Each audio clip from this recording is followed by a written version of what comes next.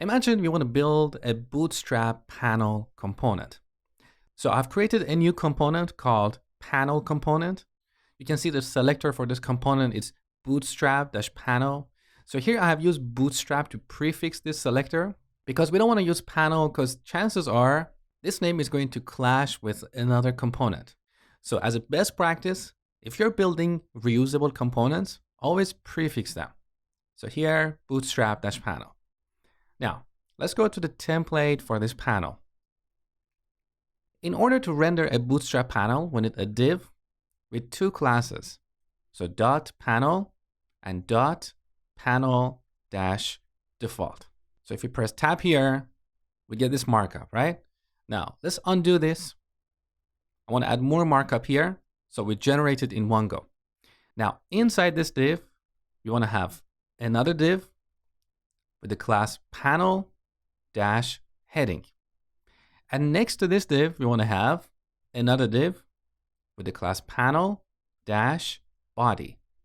Now tab, this is our markup. So let's just put some label here, heading and body. Now back in the browser, this is a Bootstrap panel. It's a nice user interface component. Now let's make this dynamic.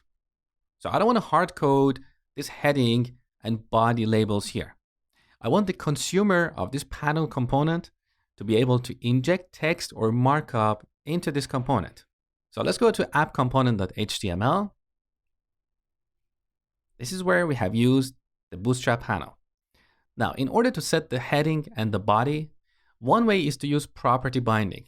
So we can define input properties like heading and body and set them to the body property of app component.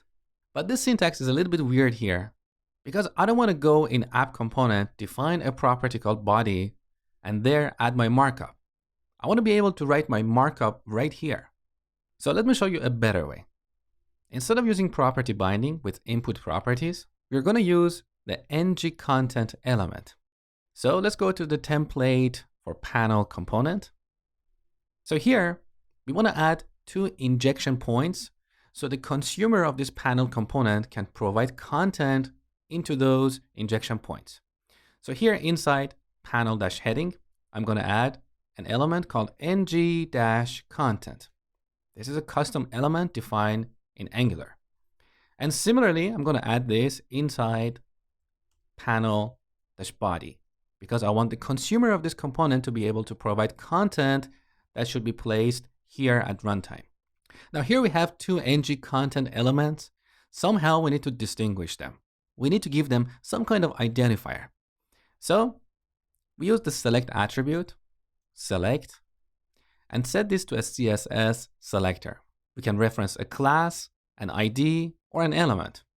So here I'm going to use a CSS class like .heading. So if in the consumer of this panel component, we have an element that matches this selector, which means an element with the heading class, that element is going to be placed right here instead of ng-content. In other words, ng-content is going to be replaced with that element. Okay? Now similarly, I'm going to set the select attribute here and set this to .body. Now let's go back to our app component. Here inside the bootstrap-panel element, I'm going to add two divs, one with the class heading, and next to that, I'm going to add another div with the class body. Okay, now let's set our custom content. So here's the heading, and here's the body. Or we can add complex HTML markup here. So we can have, let's say, an H2, here's the body. Below that, we're going to have a paragraph with some content here. Okay, now let's preview this in the browser. So look, this way we can provide custom content to our reusable components. So if you're building reusable components, like in this case, a Bootstrap panel, and you want the consumer of these components to be able to provide custom content, use the ngContent element.